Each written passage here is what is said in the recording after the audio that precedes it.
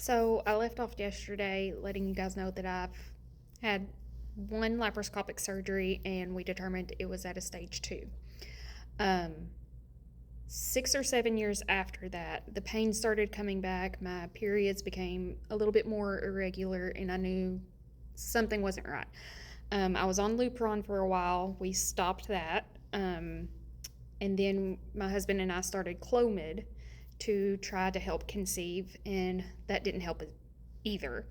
So my OBGYN wanted to go in and do another laparoscopic surgery.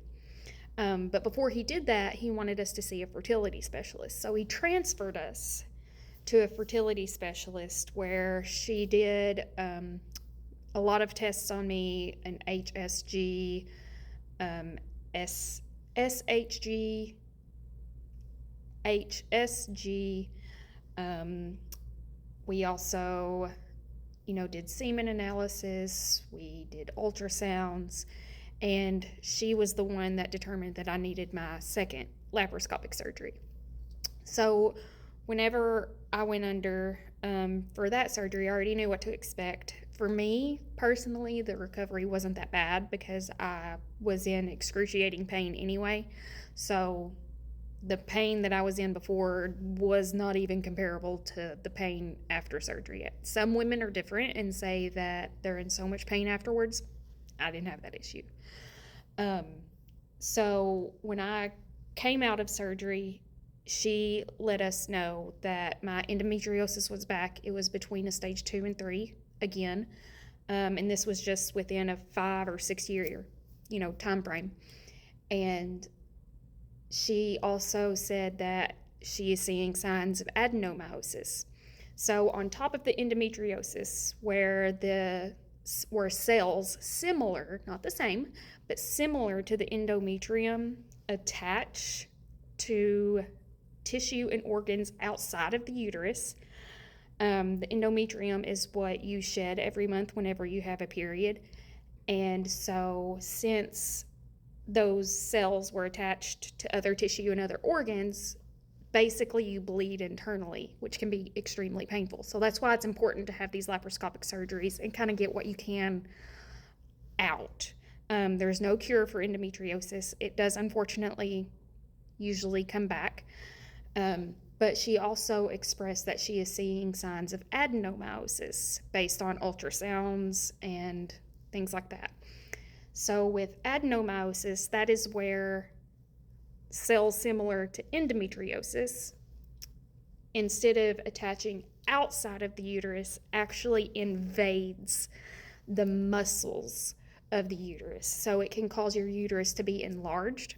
And just like with those cells that are attaching to other tissues and other organs, the same thing happens with inside the muscles. So those cells are trying to shed, which causes bloating, it causes pain. There's blood that builds up inside the muscle.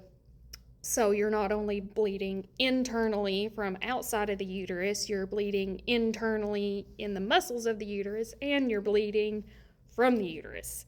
So all of those things are extremely painful.